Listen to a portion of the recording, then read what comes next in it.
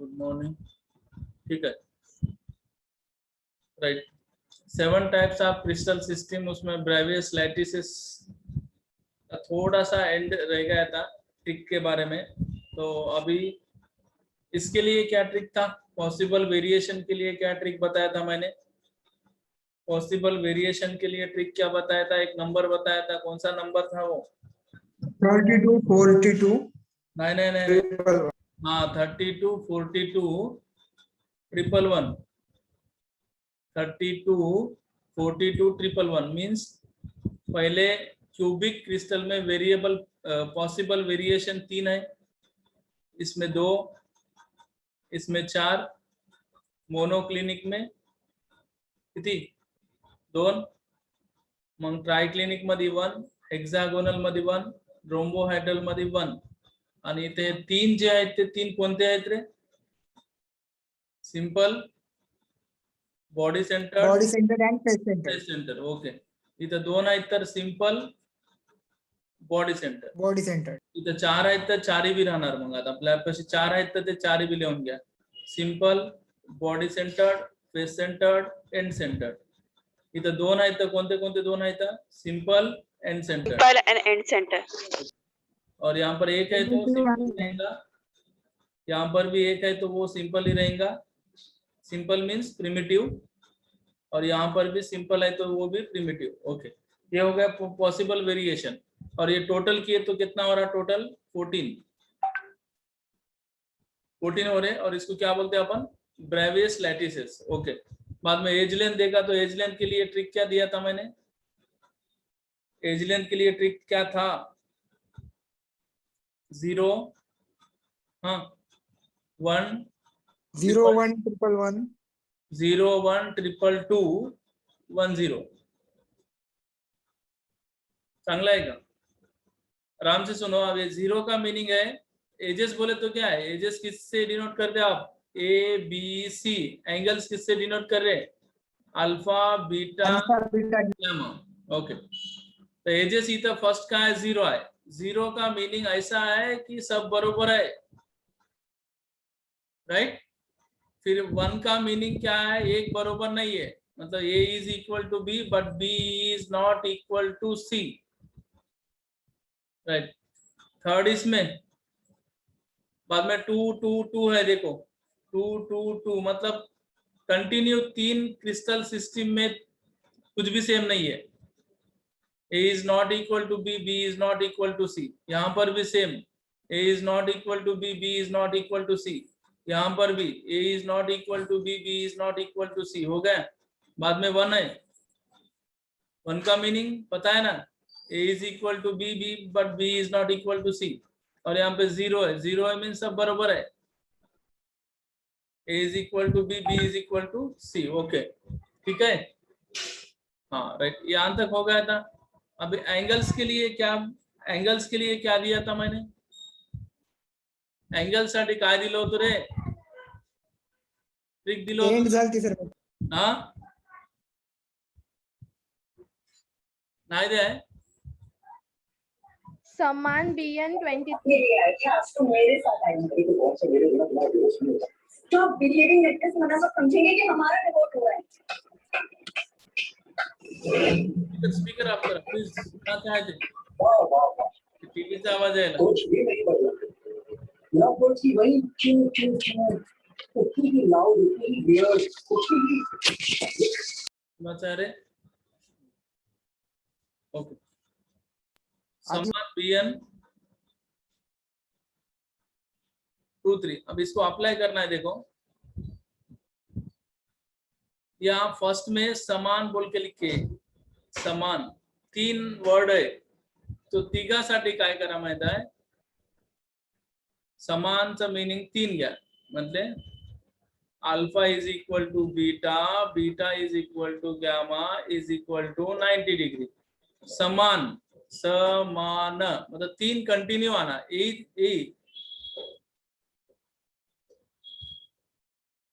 Right. Alpha is equal to beta, beta is equal to gamma, gamma is equal to 90 degree. Okay, ये हो गया समान 3. हाँ, बाद में बी लिख के यहाँ पे देखो. बी बीचा मीनिंग असा आहे की बीटा इक्वल नाही, म्हणजे alpha is equal to gamma लिख सकते is equal to 90 degree, but यहीं पे beta is not equal to 90 degree. Okay, ऐसा है बी का मीनिंग। ये समान, तीनों इक्वल है, बाद में बी, राइट। हाँ, बाद में क्या है एन, एन का मीनिंग नॉट, एन चा मीनिंग है नॉट।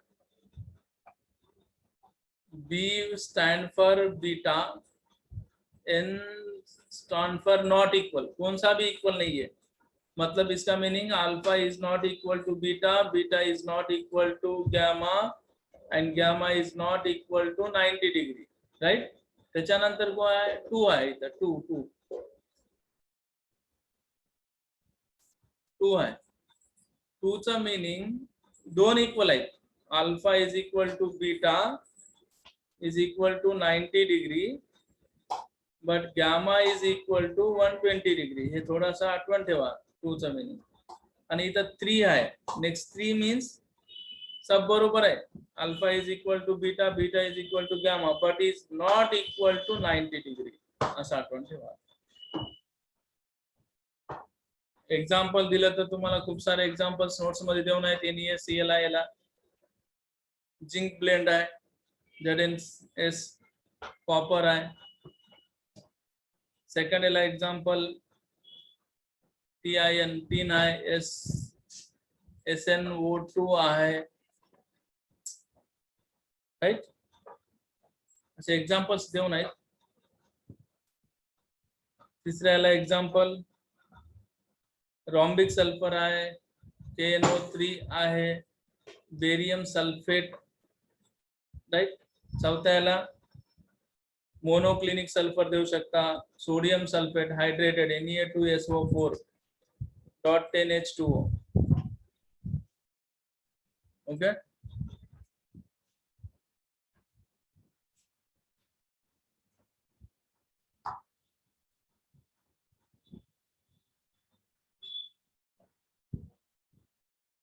राइट, त्याच्यानंतर ट्रायक्लिनिक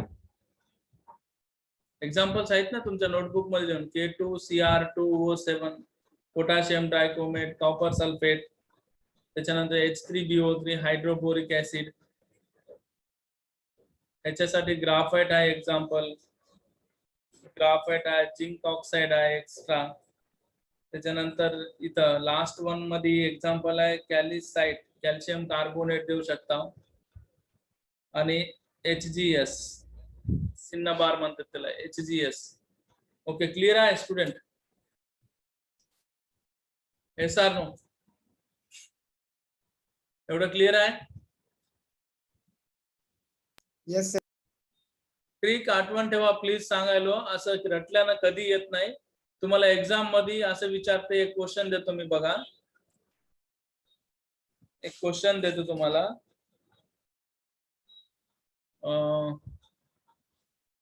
बघा, A is equal to B, B is not equal to C, and alpha is equal to beta is equal to 90 degree, and gamma is equal to 120 degree, 120 degree. So question number असा आहे, axes असं दिलेला आहे, axes are A is equal to B, B is not equal to C, and alpha is equal to beta is equal to 90 degree, and gamma is equal to 120 degree.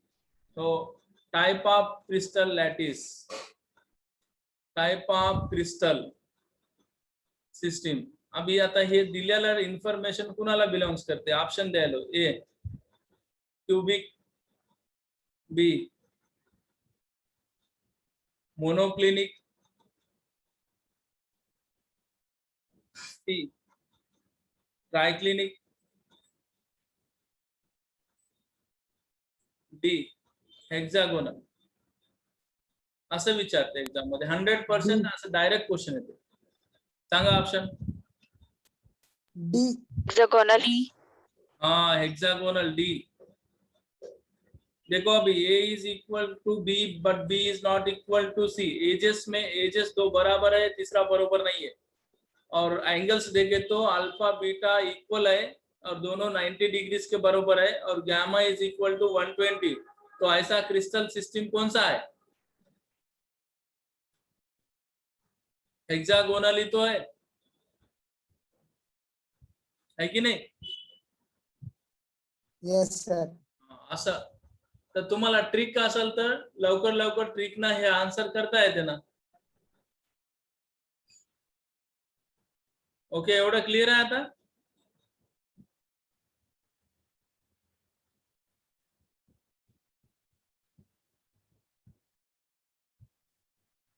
Yes, sir.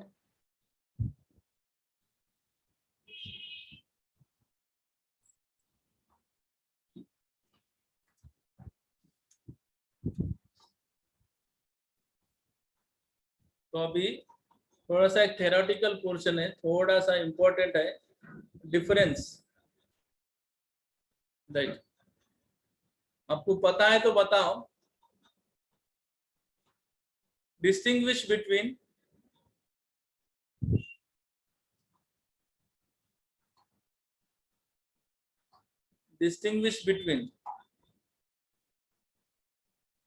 crystal lattice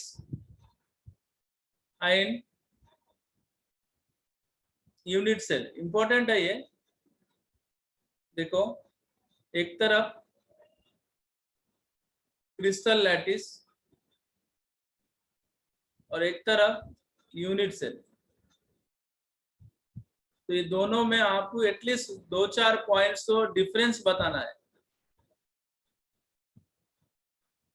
त्या दोघांमध्ये तुम्हाला difference सांगायचा आहे. आणि एक गोष्ट लक्षात ठेवा बरं, युनिट सेल मिळूनच काय फॉर्म होते? Crystal lattice. हा राईट, स्पेस लॅटिस. क्रिस्टल लॅटिसला अजून एक नाव आहे स्पेस लॅटिस. सांगितलं होतं हे. युनिट सेल म्हणजे बी माहित आहे तुम्हाला. युनिट सेलचे दोन कॅरेक्टरिस्टिक्स आहेत. Unit cell is characterized by 2 parameters, that is age length and Edges and angle between edges. angle between edges, right? The first point आपण ह्याचे बघूता. फर्स्ट पॉइंट, हा त्याचं डेफिनेशनच पहिलं पॉइंट सांगायचं. The regular arrangement of it constituent is a regular. particles in three. Right, regular arrangement of constituent particles of crystalline solid in 3-dimensional space.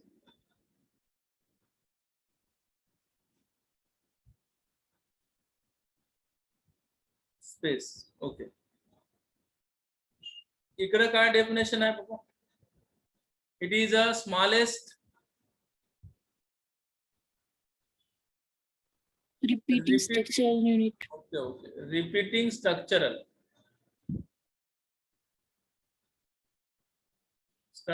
unit. So which when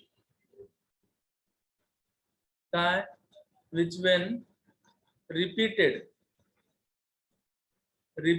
in space, मतलब जो भी space है उसमें, in all dimension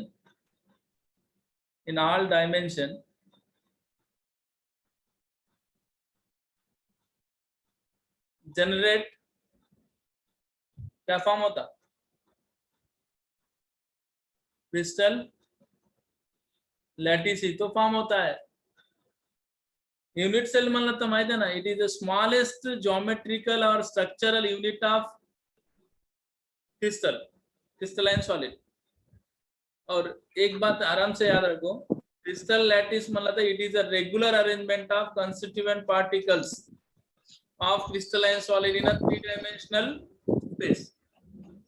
और unit cell को देखो, एक smallest geometrical portion, figure आपका ज्योमेट्रिकल पोर्शन, और उसको तीनों डायरेक्शन में अगर रिपीट करते हैं, एक बार साथ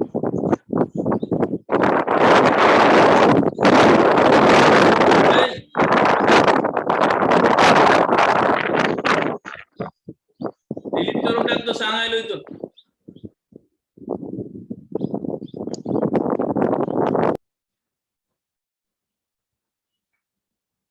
दुसऱ्याला डिस्टर्ब करू नाही रे।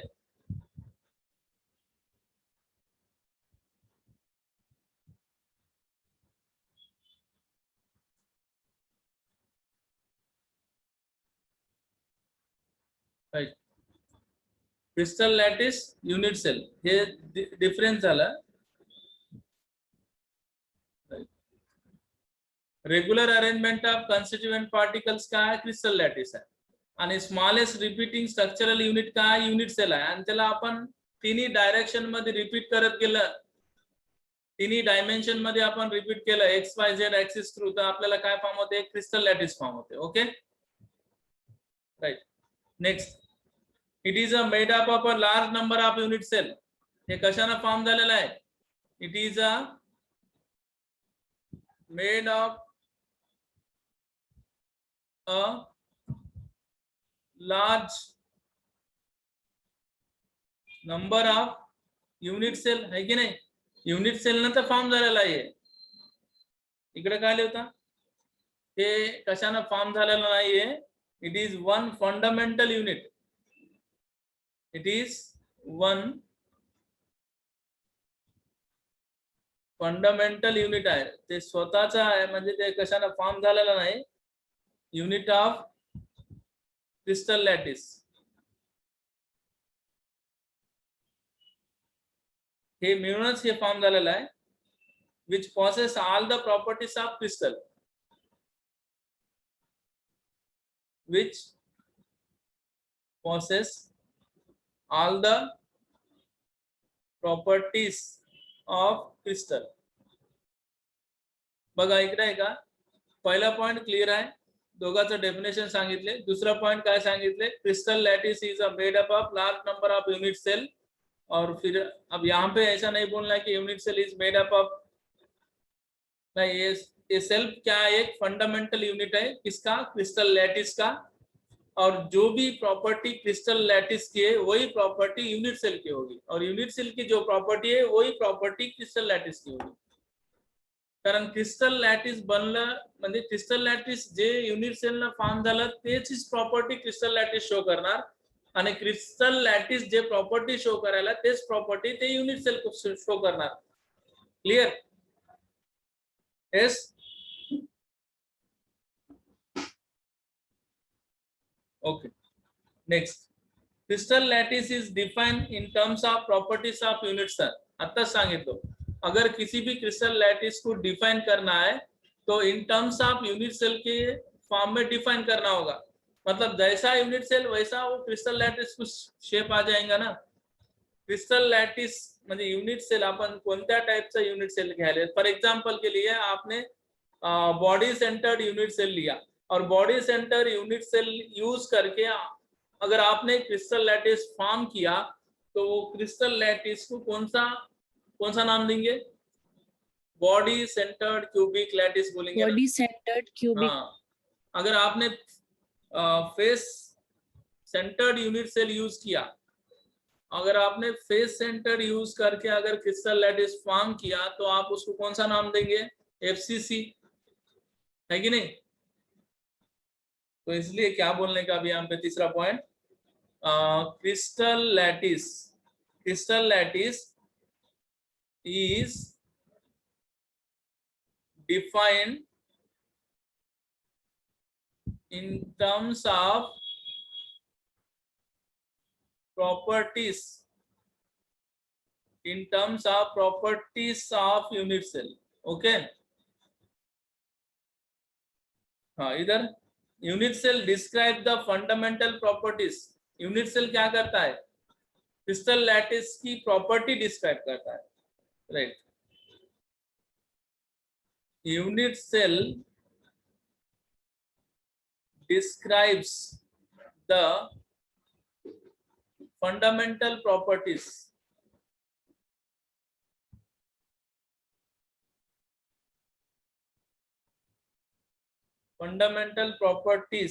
of the crystal lattice. Okay, 3 point clear है, right. 4th point, कंटिन्यू मध्ये 4th पॉइंट. अगर देखो एक पॉइंट आप बताओ, मैं लिखता crystal lattice on further splitting में form number of unit cell. देखो अभी आपके पास एक क्रिस्टल लॅटिस आहे, समजा असा है, काढायला काय आपण, ऐसा क्रिस्टल लॅटिस है आपके पास. अगर आप इसको स्प्लिट करते हो तो छोटे छोटे छोटे छोटे ऐसे number of unit cell separate होते. क्रिस्टल लॅटिसला आपण ब्रेक केलं, समजा स्प्लिट केलं, तोडलं, तर त्याच्यामधून येणारे कोण आहेत, unit cell, large number of unit cell.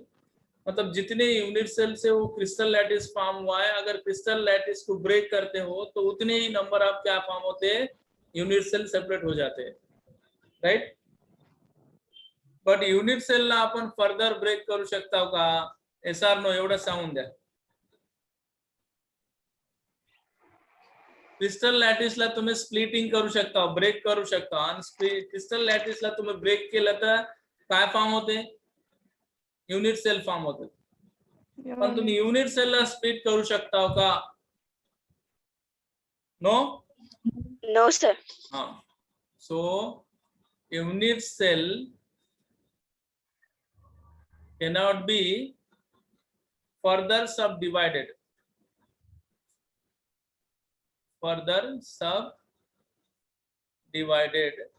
right, without changing the crystal properties, right. 5th point, ये 5th point जनरल है. Crystal lattice can be prepared, handled and studied experimentally. Crystal lattice को आप हैंडल कर सकते हो, prepare कर सकते हो, और स्टडी भी कर सकते हो एक्सपेरिमेंटली. बट यहाँ पर जो पॉइंट है, यूनिट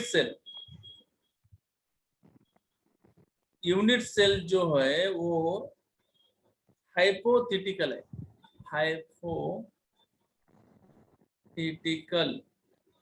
हाइपोथेटिकल ऑब्जेक्ट, मतलब इमेजिनेशन करना पड़ता है आपको यहाँ पे.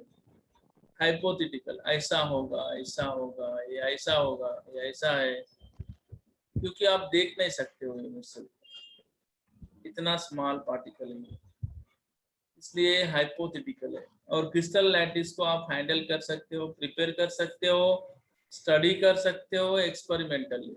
But unit cell is a hypothetical object which is the smallest possible imaginary part of the crystal. अगर अच्छे से समझना है तो imaginary part of the crystal, okay. और ये 6th वाला में अगर गए तो it is a macroscopic system बोलना है इसको. और ये क्या है, it is a माइक्रोस्कोपिक. देखो माइक्रो है, मैक्रो है. मैक्रो का मीनिंग लार्ज और माइक्रो का मीनिंग स्मॉल, ओके. झालं clear student. What is the difference between crystal lattice and unit cell? Crystal lattice is a 3-dimensional arrangement of constituent particles. Unit cell is the smallest smallest repeating geometrical portion of the crystal. It is crystal lattice made up of large number of unit cell. और unit cell किसी से नहीं है, मतलब it is a one fundamental unit, जिस खुद में एक फंडामेंटल यूनिट है वो. Crystal lattice is defined in terms of properties of unit cell, मतलब जो भी प्रॉपर्टी यूनिट सेल की होगी वही प्रॉपर्टी क्रिस्टल लैटिस की होगी, और जो प्रॉपर्टी क्रिस्टल लैटिस की है वही प्रॉपर्टी उस यूनिट सेल की होगी. राइट.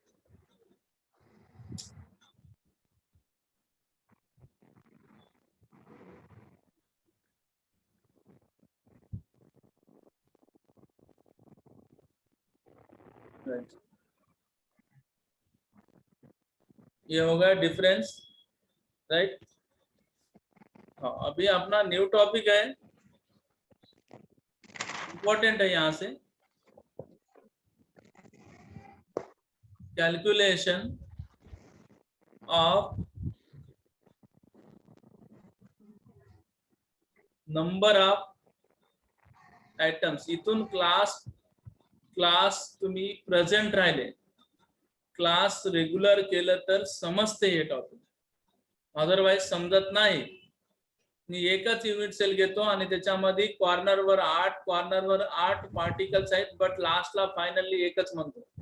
ते काउन म्हणतो काय नाही, ते क्लास रेग्युलरली समजलं तरच, बघितलं तरच समजते, अदरवाइज नाही समजत. बरं सांगायला, आणि कॅल्क्युलेशन पार्ट समजलं तर फ्युचर मध्ये ह्याच्या रिलेटेड प्रॉब्लेम्स येतात तुम्हाला, म्हणजे प्रॉब्लेम सॉल्व्ह करता येतात. अगर हे नाही समजलं तर फ्युचर मध्ये जे काय प्रॉब्लेम्स येते त्याचे, म्हणजे चॅप्टर मध्ये जे काय प्रॉब्लेम्स आहेत न्यूमेरिकल्स, तो नहीं है सांगायला.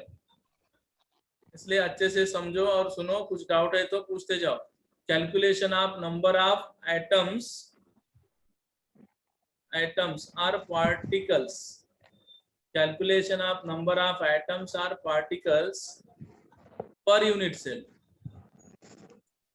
पर यूनिट सेल. ओके. आपके पास अगर क्यूब है तो सामने लेके बैठ सकते हो, क्यूबिक जो अपन गेम खेलते हैं ना वैसा क्यूब. ठीक है. तो calculation of number of items per unit cell. Per unit cell के लिए नंबर ऑफ पार्टिकल्स कितने आते हैं ये आपको कैलकुलेट करना है. और वो किस किस में कैलकुलेट करना है बोले तो सिंपल और primitive cubic lattice. SC simple cubic lattice. दूसरा बॉडी सेंटर्ड क्यूबिक लैटिस, मतलब BCC. और तीसरा face centred cubic lattice, FCC में कैलकुलेट करना है. FCC अगर आप कैलकुलेट कर सकते हो एज लेंथ एजेस में भी, ठीक है. ये तीन तो आपको सिलेबस में. सो नंबर 1 चांगला आहे का? मग क्वेश्चनचा आन्सर द्या, बस एवढंच. स्पीकर ऑफ करा, कुणाचा तर स्पीकर ऑन आहे. Simple cubic lattice.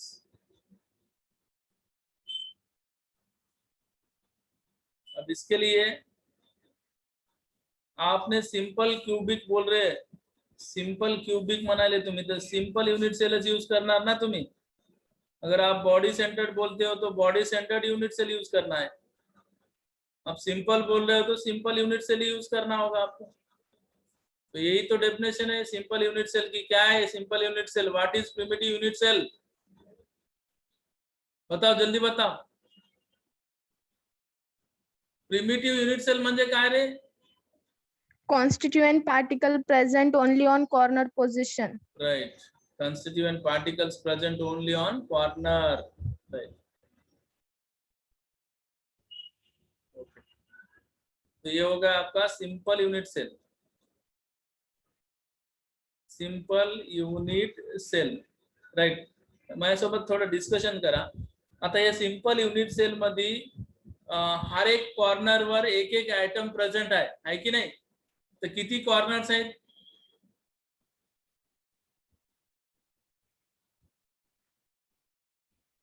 कॉर्नर किती आहेत टोटल? 8. राईट, 8. 8 कॉर्नर्स आहेत. टोटल कॉर्नर 8 आहेत. तर आता मी तुम्हाला एक सिंपल असं क्वेश्चन विचारायलो की सिंपल युनिट सेल मध्ये per unit cell, simple unit cell मध्ये किती ऍटम्स आहेत पर युनिट सेल सांगा. अरे एक युनिट सेल घेतले ना तुम्ही, बोर्डवर दिसायला तुम्हाला तिथं ते सिंपल युनिट सेल आहे. तर त्या सिंपल युनिट सेल एकच युनिट सेल आहे असं इमॅजिन करा. ते एकच युनिट सेल आहे, तुम्हाला बोर्डवर जे दिसायला ना स्क्रीनवर ते एकच युनिट सेल आहे.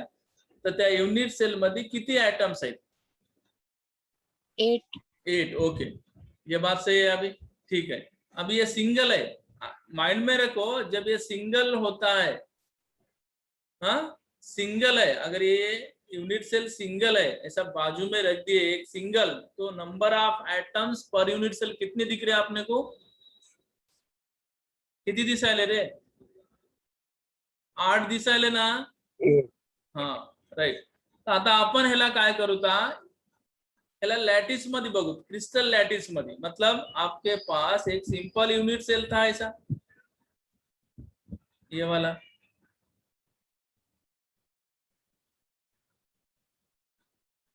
राइट, एक था. अब लॅटिस म्हणला तर एक नाही राहत ना, असे खूप सारे राहतात ना, है की नाही? तर मग ह्या इकडं पण एक युनिट सेल आहे.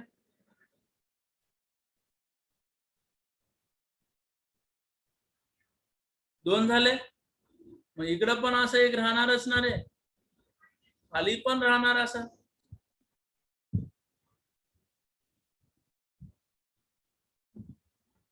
इकडं पण राहणार असं.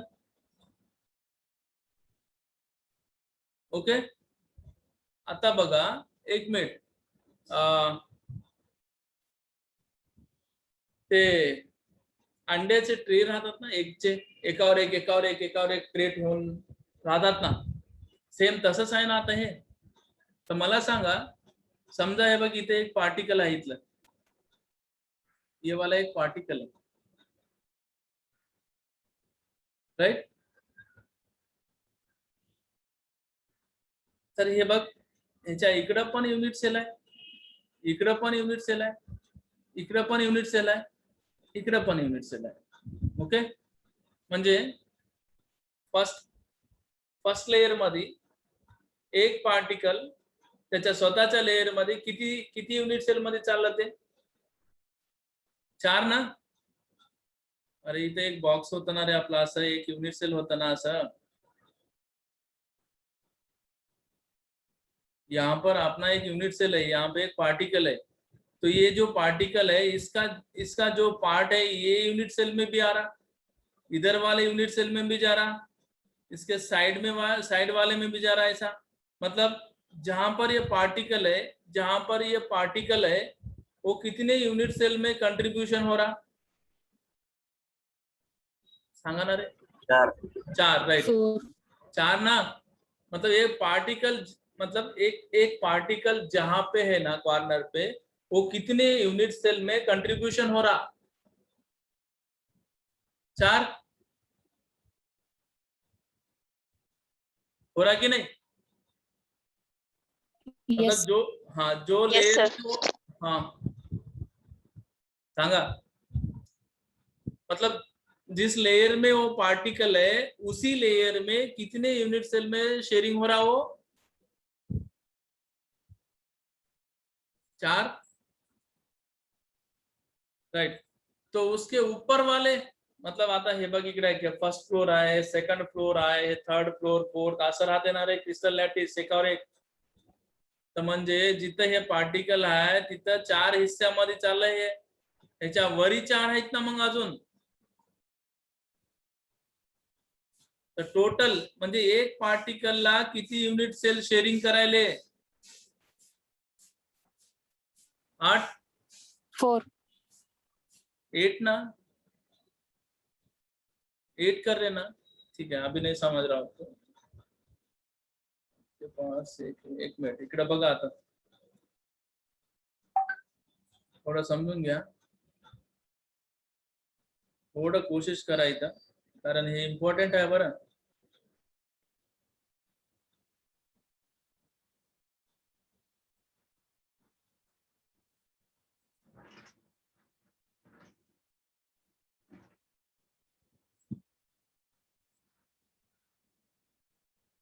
आपको समझता 100%. देखो टेंशन मत लो, बस आपको ऐसा इमेजिन करना है कि आपके पास यहाँ पे एक पार्टिकल है. बघा चांगला आहे का, आराम से समझते. तो ये इधर भी शेयरिंग हो रहा, इस साइड में भी शेयरिंग हो रहा, इस साइड में भी शेयरिंग हो रहा, और इस साइड में भी, इसके बाजू में 1 2 3 4 असं रे 1 2 3 4 एका लेयर मध्ये 4 जण आहेत. अब इसके ऊपर मैं सेम एक लेयर रख दिया, सेम इसी तरह एक लेयर रख दिया, समझो इसके ऊपर सेम इस तरह एक लेयर ऊपर भी है समझो.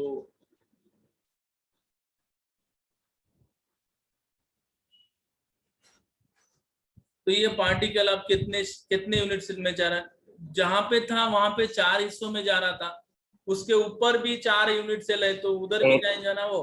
मतलब एक जो कॉर्नर पार्टिकल है, एक जो कॉर्नर पार्टिकल है उसको कितने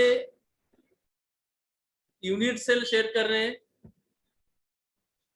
8 ना. 8. हाँ एवढा क्लियर है ना. हाँ ठीक है, टाइम हो गया अभी, इतना क्लियर है. तो इसका कंटिन्यूएशन पार्ट कल होगा, राइट. हाँ भाई एक मिनट.